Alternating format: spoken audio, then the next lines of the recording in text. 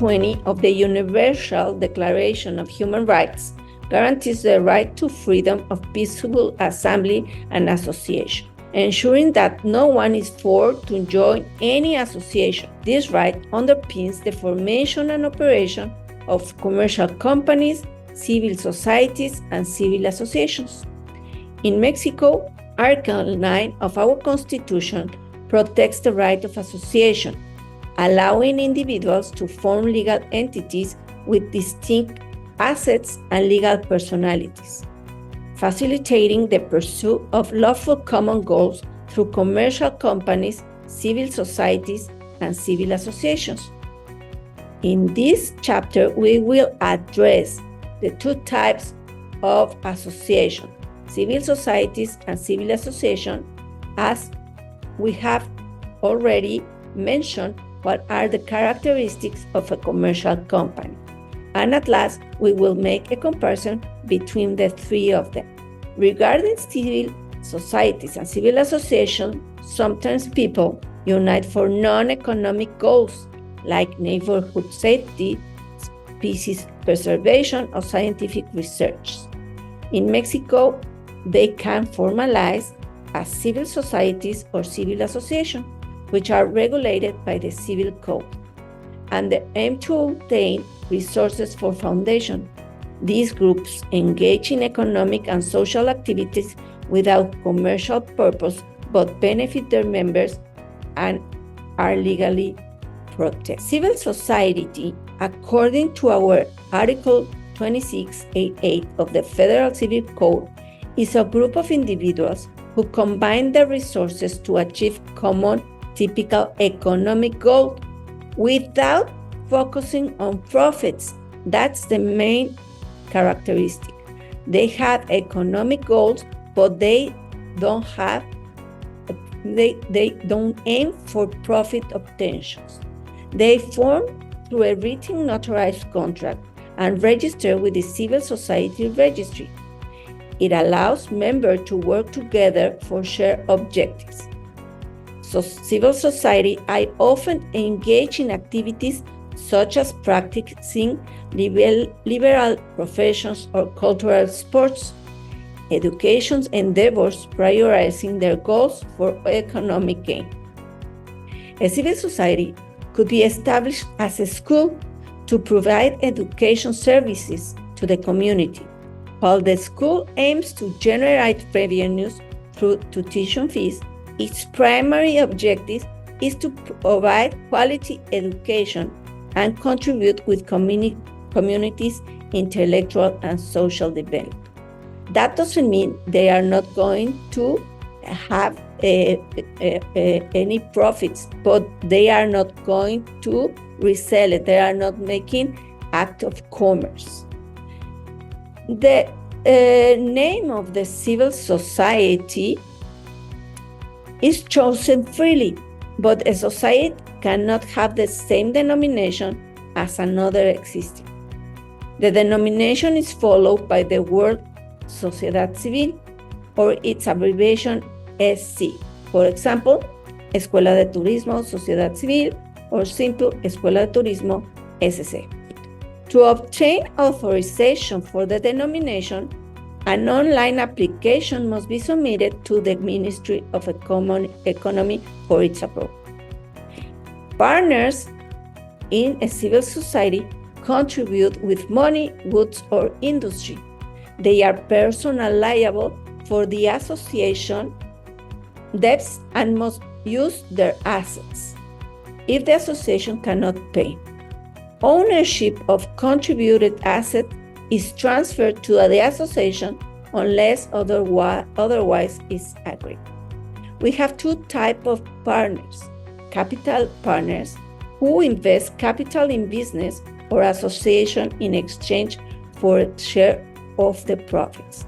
Capital partners contribute financial resources to the venture and have a financial stake in its success, but may not take or be involved in day-to-day operations. Industrial partners, by the other hand, contribute with labor, expertise, or specialized skills to a business association in exchange for a share of the profits. Industrial partners are actively involved in the operations of the venture and contribute to its success through their work of experience.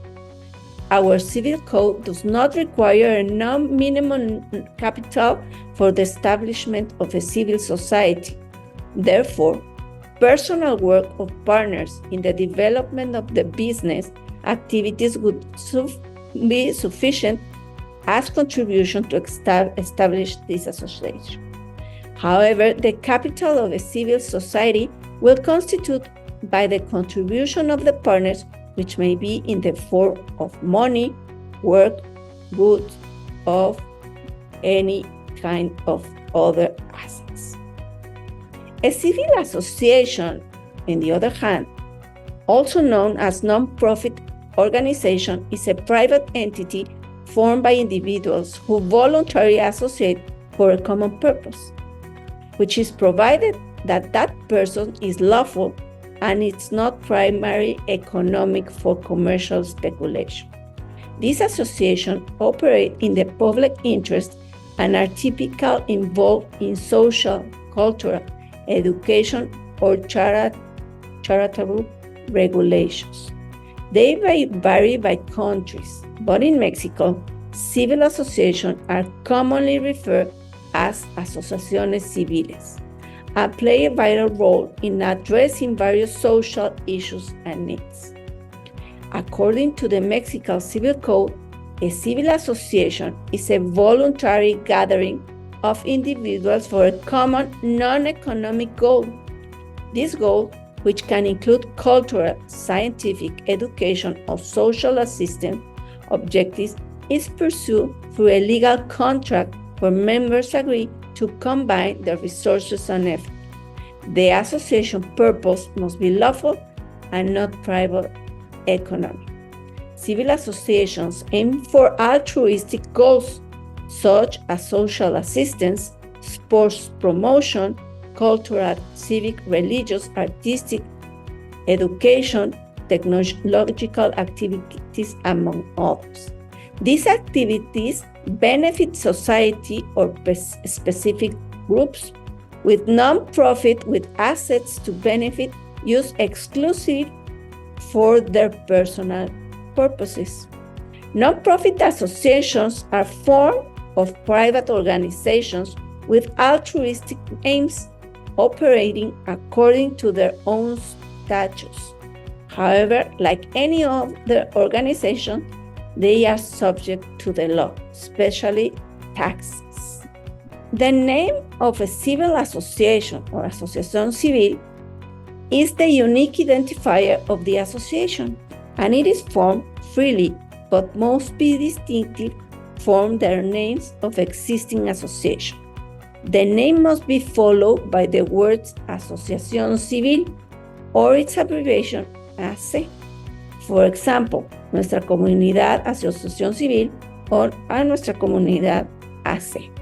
The use of this name just must apply for the authorization online through the Ministry of Economy. The associates in a civil association are members that can be either individual or legal entities. They can join voluntarily to achieve common goals that are not primarily economic. Members contribute in various ways, including money, goods, or services, to support association social, cultural, or scientific objectives. Unlike for-profit entities, any benefits or profits must be reinvested in the organization for further goals.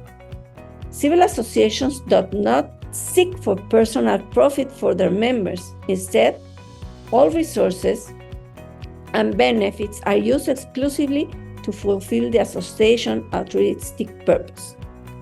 This structure ensures that the association operates efficiently and effectively for benefit of the community of the specific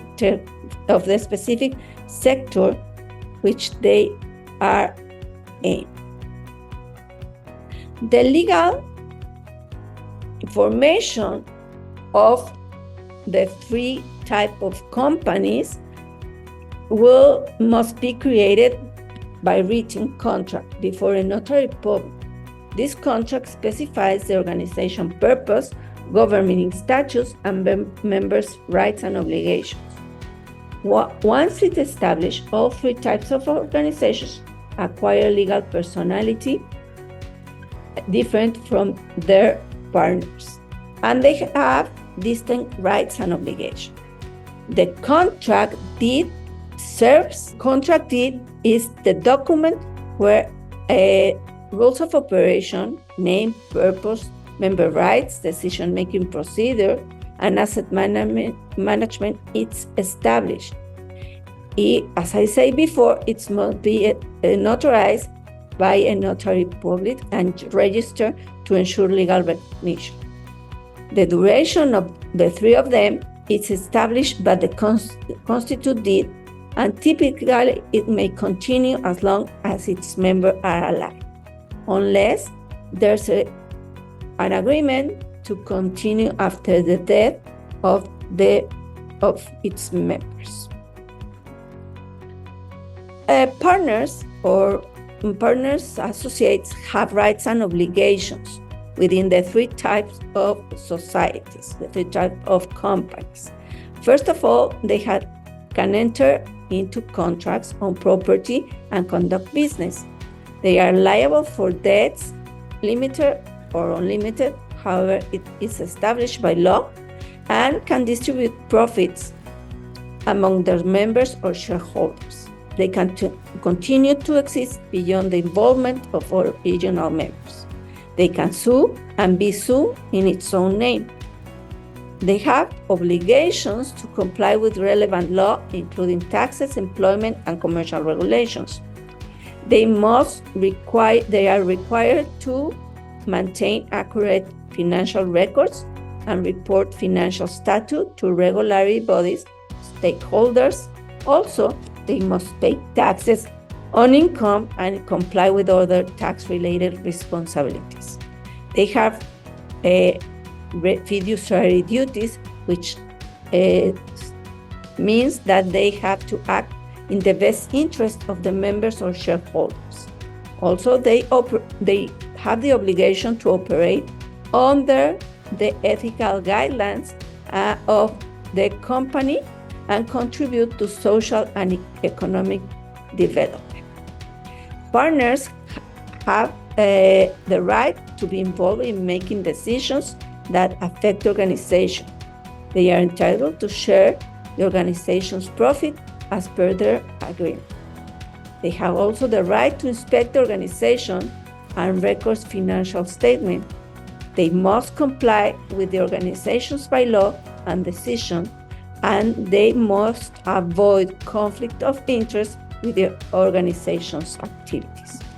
Here you have a chart that I would like you to take a few minutes to go through it and see which are the main difference and main aspects of the three types of companies that we're talking in this